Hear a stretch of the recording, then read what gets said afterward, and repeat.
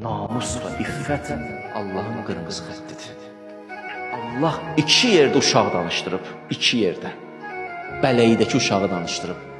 Bir Yusufun hadisəsində,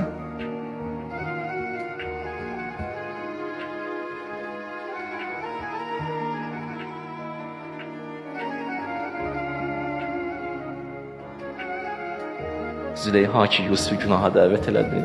Qaçanda nə oldu? Qapını açdı, çıxdı bayra. Züleyhanın həyat yoldaşı dayanıb bayırda. Xanım Züleyha qayıtdı ki, sənin həyat yoldaşı və xəyanət eləyənin cəzası nədir? O saat bunu dedi.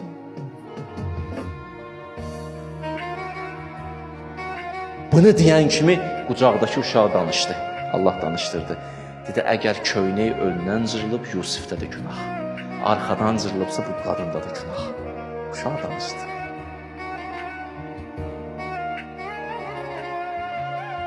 Bir də xanım Məryəm də danışdırdı. وَجَعَلْنِي مُبَارَكًا اَيْنَمَا كُنْتِ Mən harda olsam cəmiyyətə xeyir verirəm. Bəşər belə olmalıdır. Mən harda olsam fayda verəcəm. Faydasız insan deyiləm mən, faydalı insanım mən. Hara getsəm bərəkət olar. Hara ayağımı qoysam mübarək olar. Eynəmə kunt. Bunları deyir. Ondan sonra nə dedi?